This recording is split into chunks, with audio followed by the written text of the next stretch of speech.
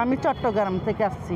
আমি আসছি, আমার বোন আসছে, আমার মেয়ে আসছে, আমার ভাই আসছে, আমি পুরো পরিবার নিয়ে আসছি।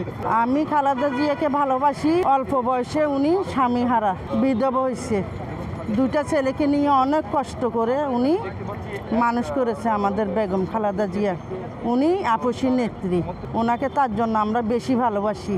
উনি এই শেখ হাসিনা সরকার। আসলে আমরা চট্টগ্রাম থেকে আসছি মাকে দেখার জন্য, মা অসুস্থ, সেই জন্য মাকে দেখার জন্য আসছি। দেখতে পাচ্ছি না, তারপরে এখানে এসে অনেক শুনছি যে মা একটু ভালো হয়েছে, তো আলহামদুলিল্লাহ, ওইটা আমাদের শান্তি। মিথ্যা মামলা দিয়ে আমার মাকে জেলে নিয়ে ও এত নির্যাতন করলো, বলার ভাষা নাই। তার জন্য ওনার ফুসফুসি নষ্ট হয়ে গেছে। ওনার সব কিছুর দায়ী হয়েছে খুনি হাসিনা।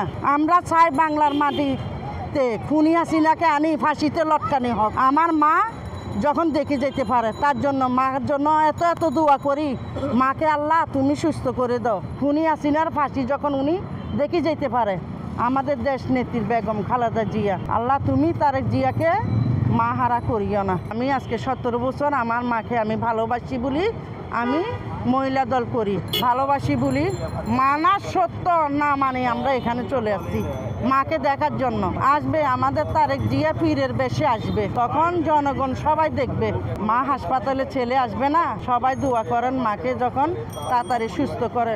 আমাদের তারেক জিয়ার বাপ নাই, অল্প বয়সে বাপ হারা, ভাই হারা।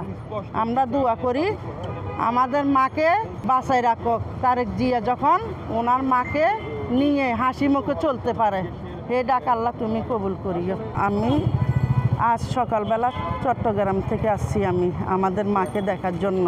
আমাদের মা অনেক অসুস্থ, তাই আমরা বাসায় বসে না থাকি, আমাদের মাকে এক নজর দেখার জন্য আমি ঢাকা ছুটে আসলাম। আল্লাহ যেন আমাদের মাকে সুস্থ করে আমাদের মাঝে আবার ফিরে নিয়ে আসে। সবাই মার জন্য দোয়া করবেন, আল্লাহ যেন তাড়াতাড়ি সুস্থ করে দেয়। এখন কালকে আমাদের ডাক্তার ইউনূস সাহেব দেখে গেছে, আল্লাহর রহমতে আমাদের মা একটু সুস্থ হয়েছে, আরও হয়ে যাবে ইনশাল্লাহ। আমার মন টানছে আমার মা ভালো হয়ে যাবে। 3 বারের প্রধানমন্ত্রী খালেদা জিয়া সুস্থ হয়ে আসলে আমাদের দেশ গর্বে হবে, গর্বে ভরে যাবে। উনি আমাদের দেশ নেত্রী বেগম খালেদা জিয়া আপসী নেত্রী। উনি কখনো অন্যায়ের কাছে মাথা নিচু করে নাই, কোনো করবে না। ওনার মতন নেত্রী অনেক প্রয়োজন। আমরা চাই আমাদের মা সুস্থ হয়ে আবার আমাদের মাঝে আসি, দেশ পরিচালনা করক।